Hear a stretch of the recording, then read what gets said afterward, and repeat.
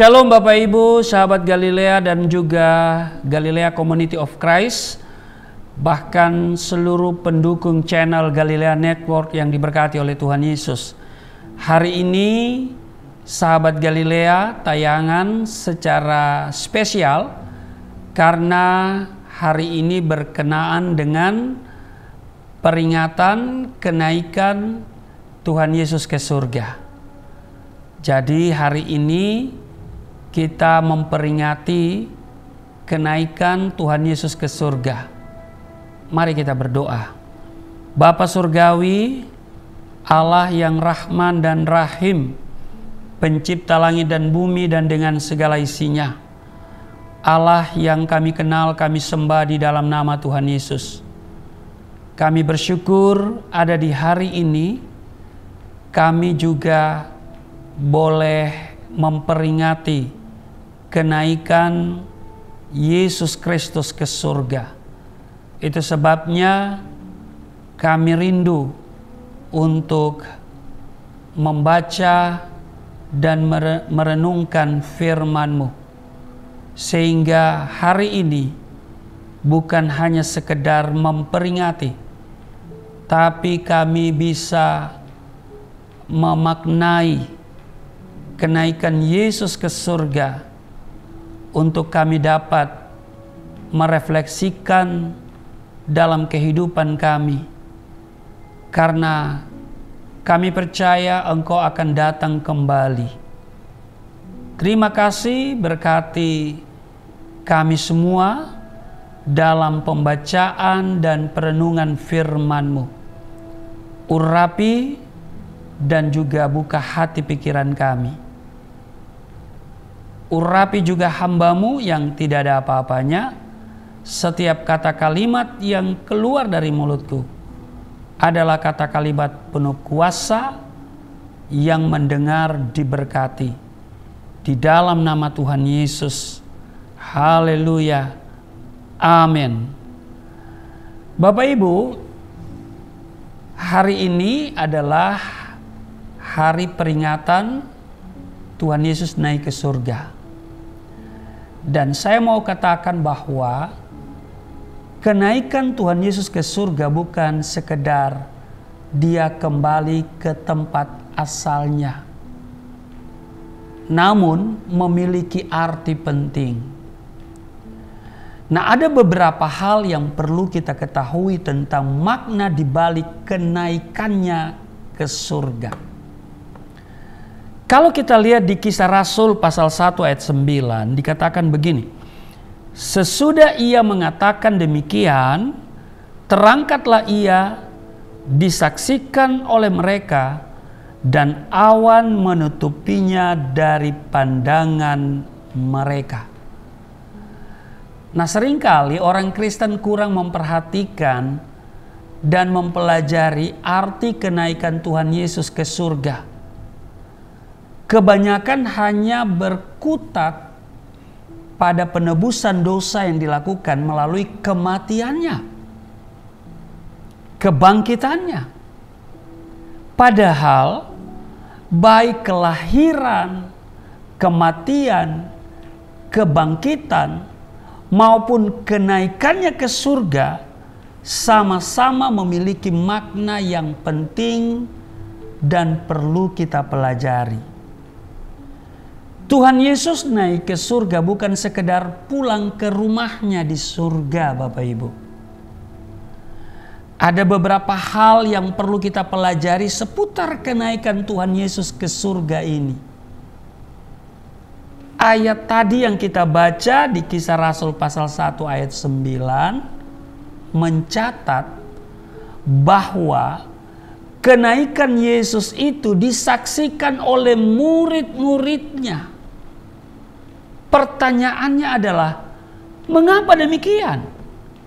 Mengapa harus disaksikan oleh murid-muridnya?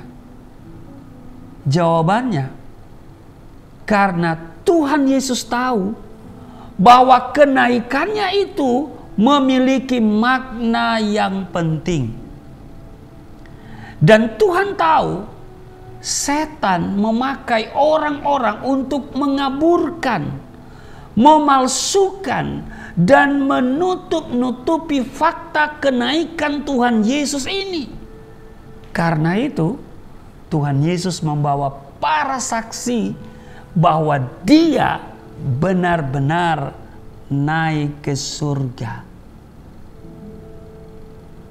Dipertegas dengan pernyataan dari Lukas yang juga sebagai penulis kisah para rasul ini, bahwa awan menutupinya dari pandangan mereka. Berarti hal ini bukan halusinasi, Bapak Ibu, tetapi sungguh-sungguh nyata.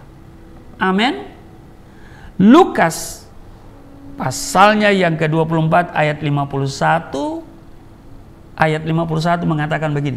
Dan ketika ia sedang memberkati mereka, ia berpisah dari mereka dan terangkat ke surga. Jadi perhatikan bahwa penulis Lukas melengkapi kisah para rasul 1 ayat 9, karena kisah rasul ini juga ditulis oleh Lukas. Jadi di kisah rasul pasal 1 ayat 9, dengan menuliskan bahwa tujuan Yesus adalah kembali ke surga. Jadi tujuannya kembali ke surga. Dia pergi ke surga. Hal ini menunjukkan bahwa Dia adalah benar-benar anak Allah yang berasal dari surga. Nubuat para nabi tentang Yesus telah digenapi. Dia lahir, mati, bangkit, dan naik ke surga. Nah, sebagai orang beriman, kita memiliki keyakinan dan tentu saja kita menunggu kegenapan Dia akan turun kembali menjemput saudara dan saya, kita semua yang percaya, untuk tinggal bersama-sama dengan Dia di surga. Amin. Saudara, kita acap kali bertanya-tanya, Yesus sudah mati menebus dosaku, sudah bangkit dalam kemenangan, lalu mengapa Dia tidak terus tinggal di dalam dunia ini saja? Jadi kalau kita sedang sakit atau membutuhkan sesuatu, kita hanya perlu meminta kesembuhan, meminta berkat. Seringkali kita mungkin ada dalam hati seperti itu, saya nggak tahu ya. Mungkin sebagian orang berpikir seperti itu. Nah, saudara, ternyata Tuhan Yesus sudah meninggalkan berkat bagi kita sebelum Dia naik ke surga. Dia sudah meninggalkan berkat yang kita butuhkan. Dia telah meninggalkan berkat bagi kita, para pengikutnya, atau boleh disebut murid-muridnya, sebelum Dia naik ke surga. Kita lihat di Yohanes ya, pasalnya yang ke-16 ayat 33. Semuanya itu kukatakan kepadamu supaya kamu beroleh damai sejahtera dalam aku. Dalam dunia kamu menderita penganiayaan, tetapi kuatkanlah hatimu. Aku telah mengalahkan dunia. Jadi faktanya, hidup kita sebagai orang Kristen masih diliputi berbagai persoalan. Lalu kita bertanya dalam hati, di manakah berkat yang telah dijanjikan Tuhan Yesus bagi kita? Saudara, saya mau katakan begini, orang Kristen atau bukan Kristen sama-sama mengalami berbagai problema. Itu tidak dapat disangkal atau ditolak. Tuhan Yesus sendiri secara gamblang menjelaskan dengan pernyataan, dalam dunia kamu menderita penganiayaan. Yohanes 16 ayat 33 itu. atau dapat kita terjemahkan sebagai problema. Bedanya, kita sebagai anak Tuhan menerima janji berkat damai sejahtera. Kekhawatiran tentang segala hal merupakan bukti damai sejahtera merupakan barang langka. Berkat damai sejahtera yang telah dijanjikannya sebelum dia naik ke surga, ini akan dapat kita nikmati dengan kondisi di dalam aku, kata Yesus. Jadi di dalam Yesus. Damai sejahtera ini bukan membuat kita terlepas dari kesulitan, Bapak Ibu, tetapi memampukan saudara dan saya menghadapi dan mengalahkan kesulitan itu. Amin. Berarti kalau kita tidak mau dijajah problema, kita harus hidup di dalam Yesus. Bukan hidup dalam keduniawian. Jadi pilihannya ada di tangan Bapak Ibu semuanya. Menikmati berkat damai sejahtera sehingga kita mampu menghadapi kesulitan, ataukah kita mengandalkan keduniawian, yakni kekayaan, kekuasaan, dan segala kemampuan yang kita miliki. Damai sejahtera itu kita peroleh karena Yesus telah mengalahkan dunia. Amin. Bila kita tinggal di dalam Yesus dan tidak tinggal di dalam keduniawian, kita pun dapat mengalahkan dunia dengan berbagai masalahnya. Amin.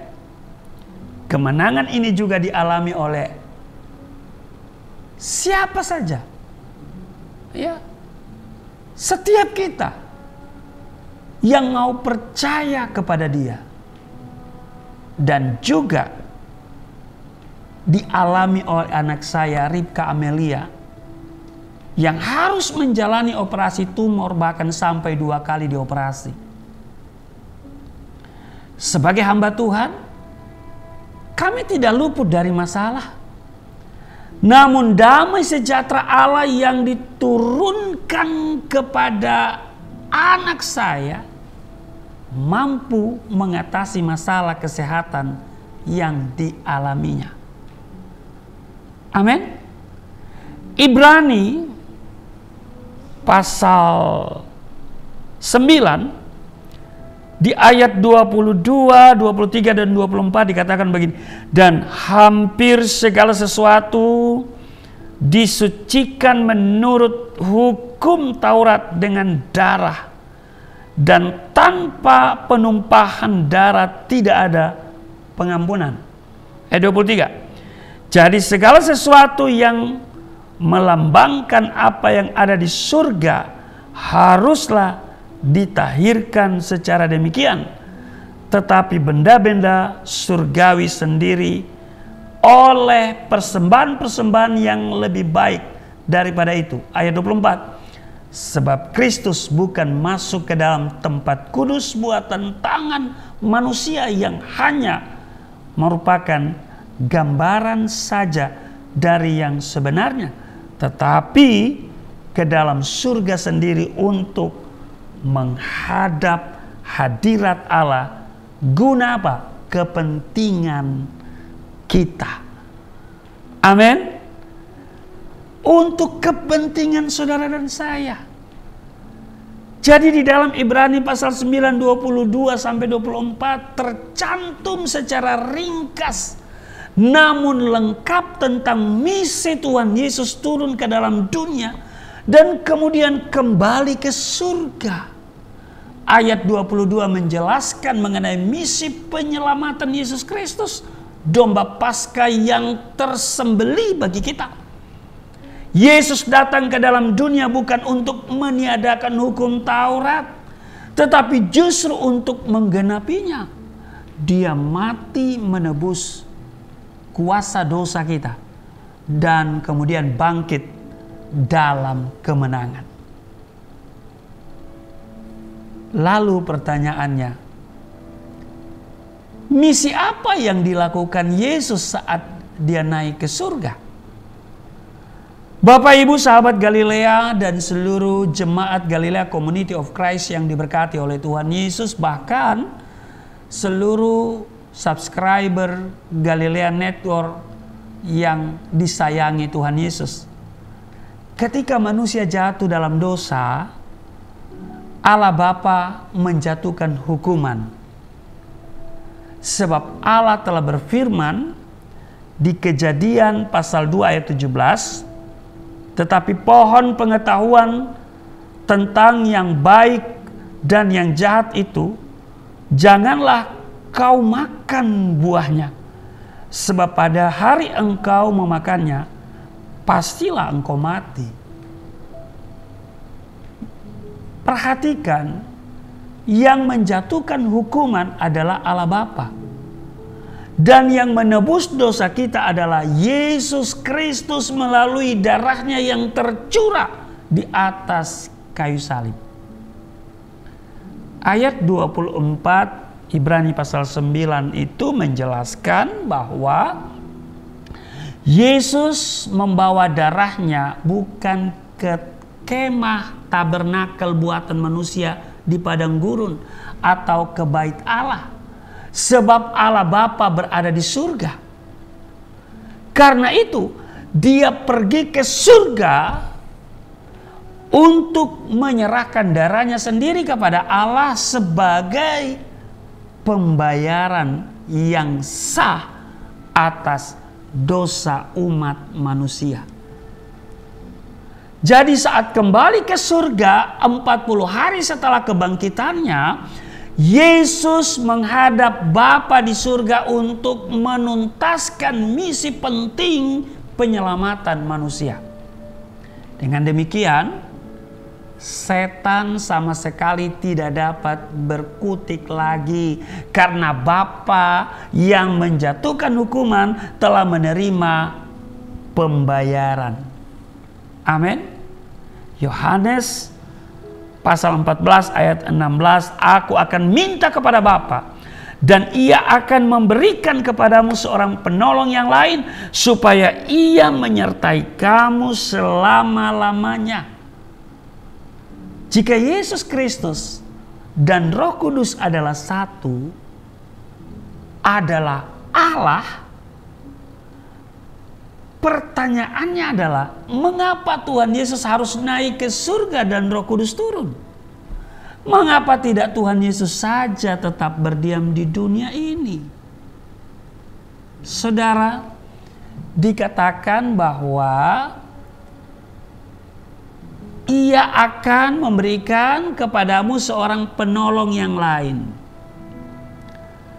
Penolong yang lain memiliki arti Yesus dan Roh Kudus adalah setara, tetapi memiliki tugas yang berbeda. Yesus turun ke dunia karena yang memerlukan penebusan dosa adalah manusia. Maka Yesus turun ke dunia dalam rupa manusia. Setelah Yesus menunaikan tugas menebus dosa kita, maka Roh Kudus yang menggantikan posisi Yesus dengan berdiam di dalam hati kita agar kita dapat memelihara keselamatan sampai Yesus datang kembali untuk kedua kalinya. Untuk apa? Menjemput saudara dan saya. Amin. Roh Kudus turun ke atas kita dan tinggal di dalam hati setiap orang yang beriman. Amin. Hal ini tidak memungkinkan dilakukan oleh Yesus yang turun dalam rupa manusia. Iya kan? Dengan wujud Yesus yang turun dalam rupa manusia, dia tidak mungkin berada di beberapa tempat sekaligus. Sedangkan Roh Kudus dapat berdiam di dalam hati setiap orang beriman pada waktu yang bersamaan, sebab dia adalah Roh. Jadi kata seorang sebagai kata ganti Roh Kudus ini berarti Roh Kudus adalah pribadi. Demikian pula dengan Yesus. Jika Yesus selama berada di dunia ini berkomunikasi, mendoakan, kemudian juga menguatkan murid-muridnya, demikian pula halnya dengan Roh Kudus. Yohanes pasal 3 ya, ayat 13 dikatakan begini.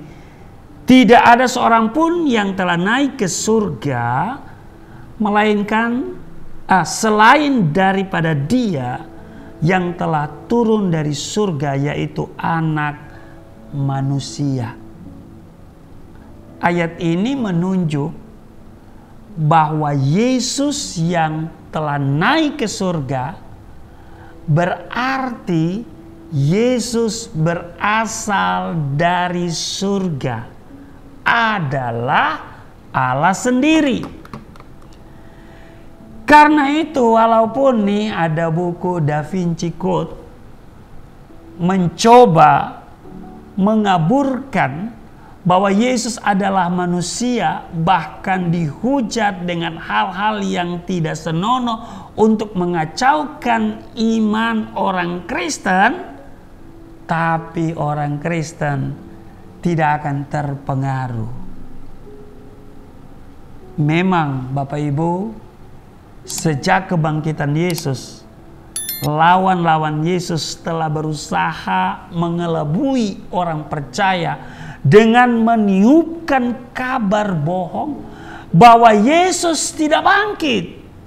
Tetapi Alkitab dengan teliti mencatat bahwa kebangkitannya itu disaksikan oleh serdadu-serdadu yang menjaga kubur Yesus. Merekalah yang disuap untuk mengabarkan kebohongan yang tidak masuk akal. Tidak ada seorang pun yang dapat naik ke surga selain Yesus yang berasal dari surga. Jika demikian, pertanyaannya adalah, dapatkah kita sebagai orang beriman berdiam di dalam surga? Saudara, setelah kenaikannya ke surga, Roh Kudus yang diutus Bapa berdiam di dalam diri kita masing-masing. Roh Kudus yang berasal dari surga ini akan membawa kita pergi ke surga. Amin. Jika Roh Kudus tetap tinggal di dalam kita. Karena Yesus katakan, supaya di tempat di mana aku berada, kamu pun berada. Jadi kita akan sampai di surga dan pasti kita akan berdiam juga di surga bersama Yesus satu saat nanti. Memang saat ini kita belum tinggal di surga bersama Dia. Namun kita telah menerima pembayaran di muka berupa apa? Damai sejahtera. Amin.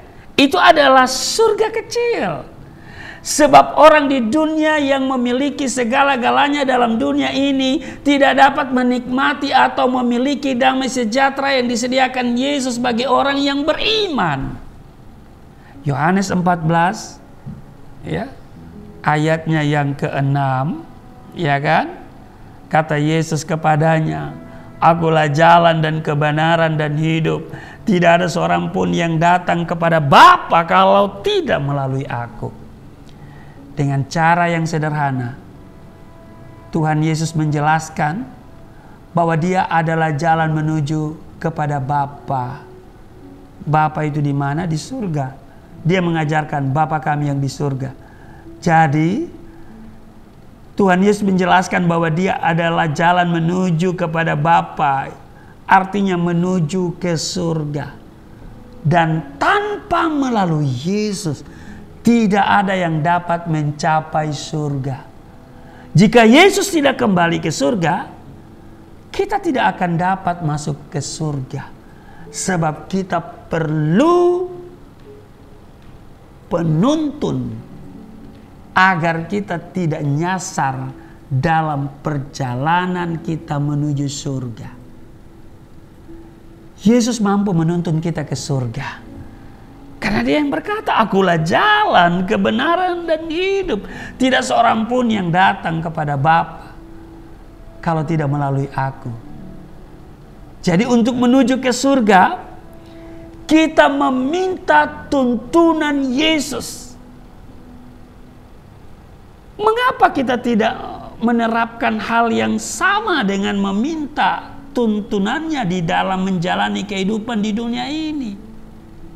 Iya kan? Buat saya, tidak mudah menjalani kehidupan sebagai seorang Kristen. Iya kan? Menjalani kehidupan seorang Kristen yang orang bilang murtadin. Saudara sudah dengar kesaksian saya, ya, tidak mudah. Iya. Kenapa? Ruang gerak kita dibatasi. Iya.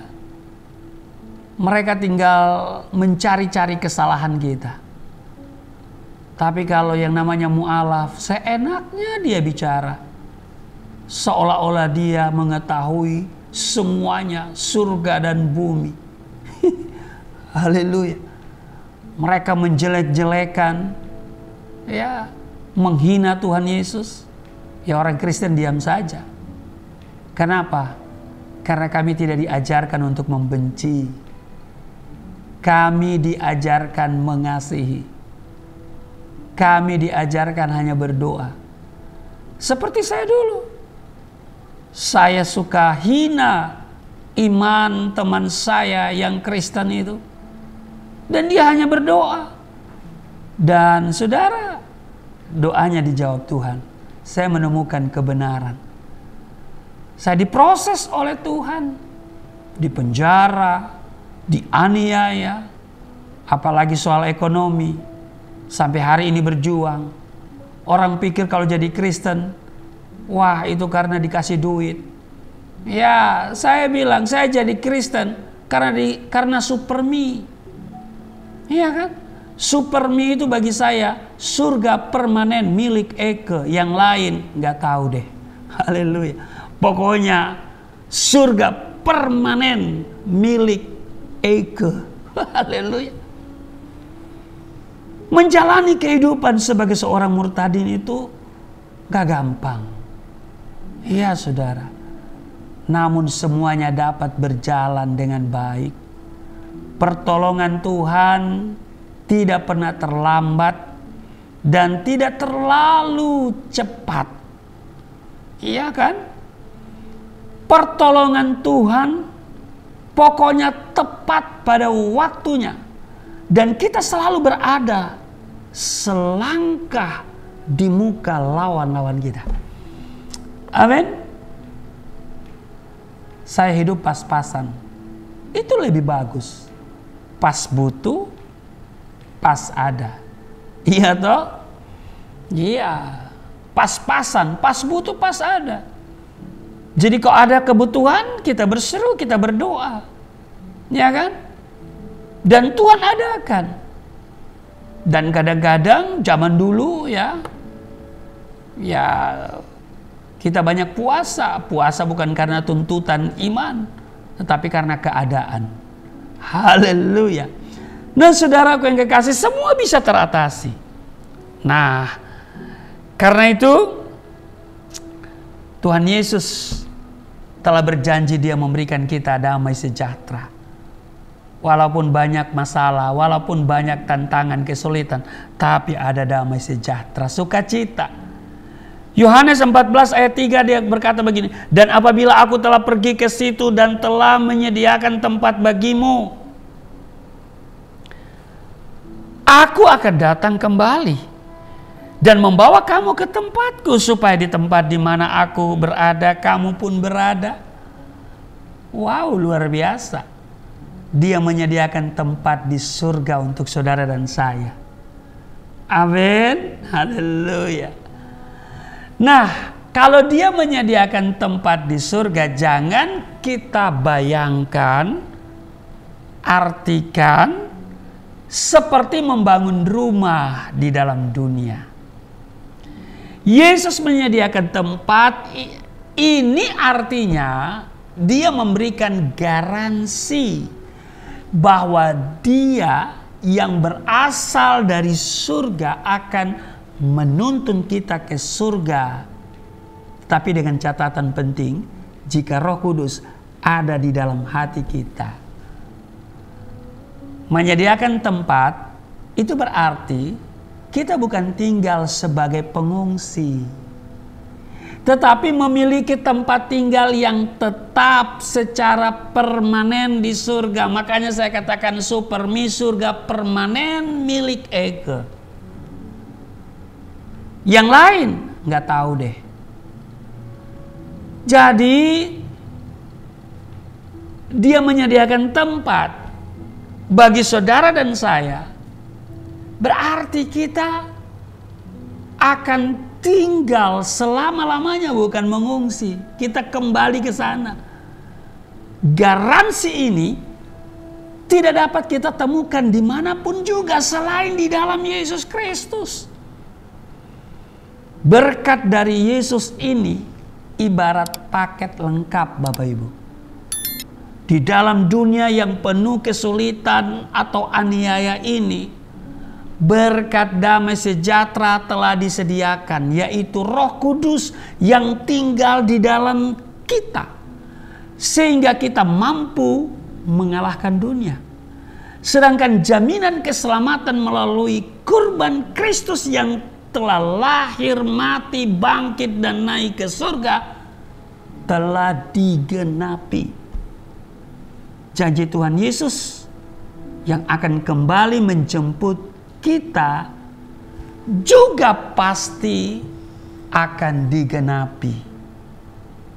Karena itu di Kisah Rasul pasal 1 ayat 10 dan 11 dikatakan begini. Ketika mereka sedang menatap ke langit, waktu ia naik itu, tiba-tiba berdirilah dua orang yang berpakaian putih dekat mereka, ayat 11, dan berkata kepada mereka, "Hai orang-orang Galilea, mengapakah kamu berdiri melihat ke langit? Yesus ini yang terangkat ke surga meninggalkan kamu akan datang kembali dengan cara yang sama seperti kamu melihat dia naik ke surga." Jadi sesudah Tuhan Yesus hilang dari pandangan mata murid-muridnya yang menyaksikan dia naik ke surga, tiba-tiba dua orang malaikat bertanya, mengapa mereka melihat ke langit? Perkataan malaikat itu mencela murid-murid Tuhan yang terus menatap ke langit. Perbuatan mereka itu tidak ada gunanya.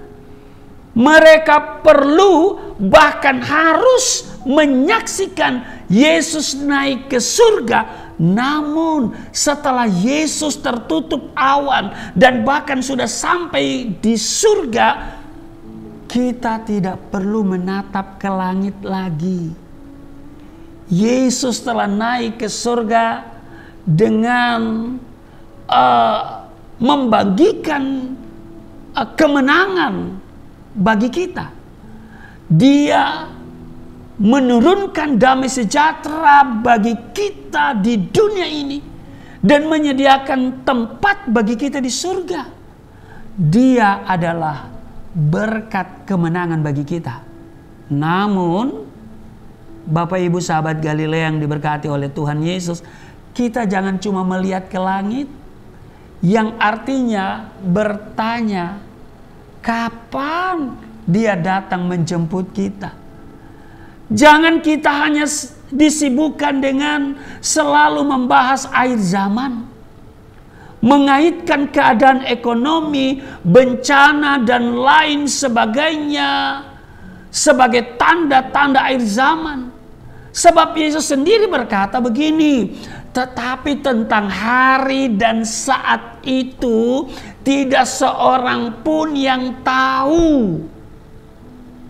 hal yang penting bagi saudara dan saya, bagi kita semua sekarang ini adalah memelihara iman kita agar senantiasa siap kapanpun Yesus menjemput kita untuk tinggal bersama-sama dengan Dia di surga.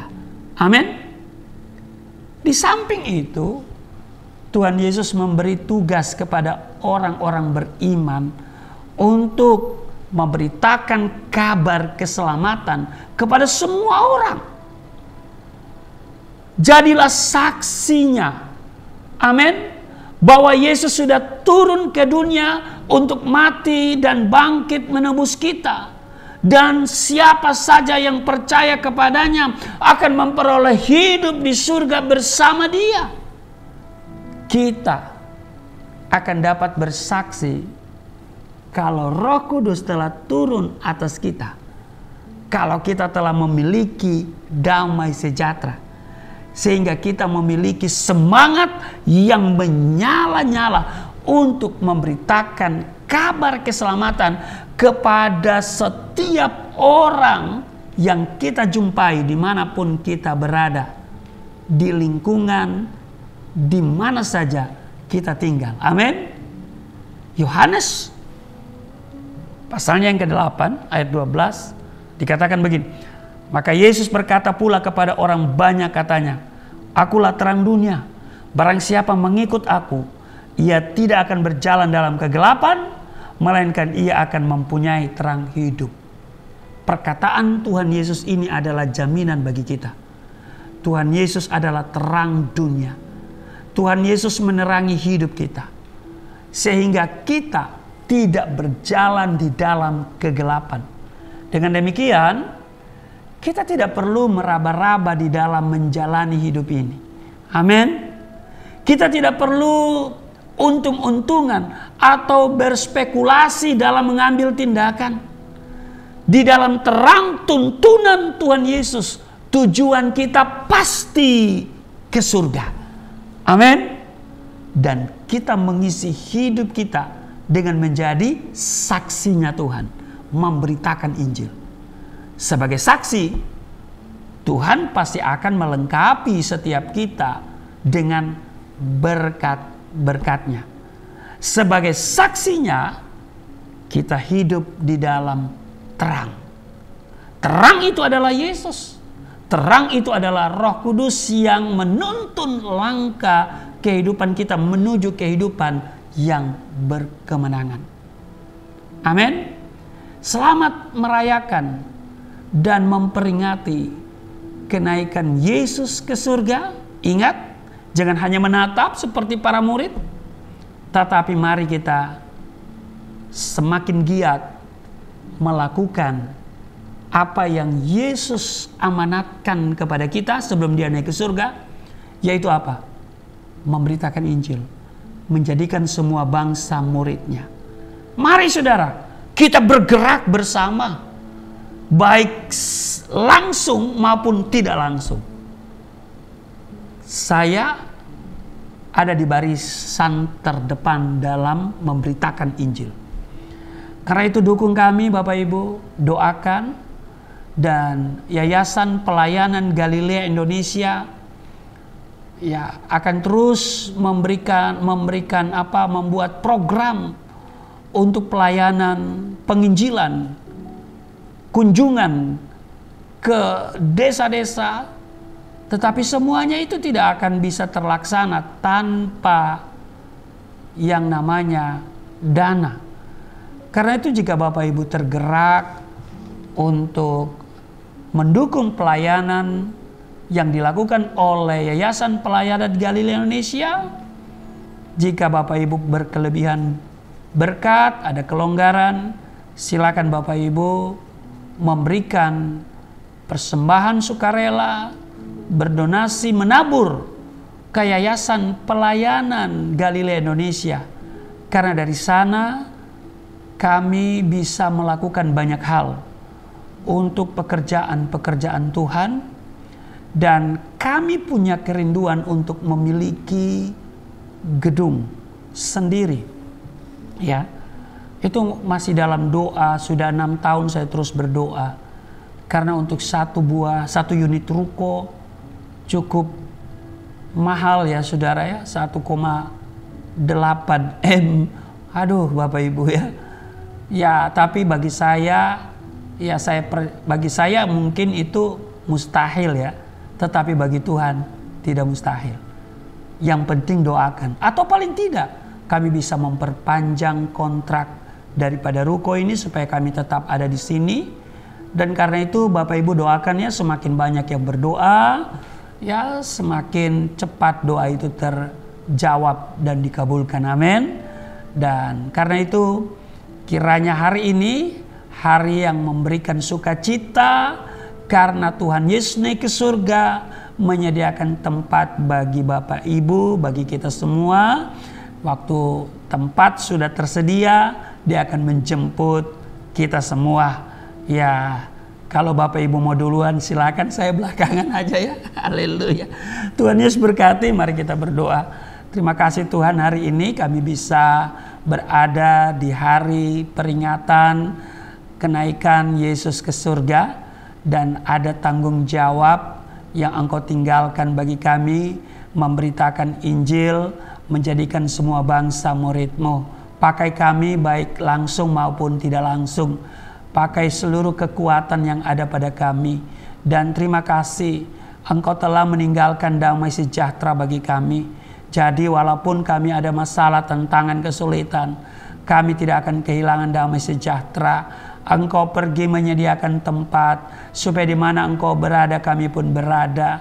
Sebuah kepastian bahwa kami akan bersama dengan Engkau di surga. Surga bukan tempat kami mengungsi, tapi surga adalah milik kami karena Engkau yang berjanji itu bagi kami. Terima kasih, berkati seluruh sahabat Galilea, Jemaat Galilea Community of Christ, semua mereka yang menyaksikan, mengikuti tayangan ini. Jika mereka berdonasi, memberikan persembahan ke yayasan, Tuhan berkati mereka. Setiap rupiah yang diberikan Tuhan kembalikan 30, 60, bahkan 100 kali ganda. Di dalam nama Yesus, kerinduan kami untuk memiliki satu unit ruko. Kalau kami masih belum bisa membeli karena kami tidak punya uang, tapi kami punya Tuhan yang sanggup menyediakan. Paling tidak kami bisa memperpanjang kontrak daripada ruko ini, supaya kami masih ada di tempat ini untuk banyak hal menyelesaikan amanat agung. Terima kasih, berkati Yayasan Pelayanan Galilea Indonesia, berkati kami semua, berkati channel ini, di dalam nama Tuhan Yesus. Haleluya. Amin.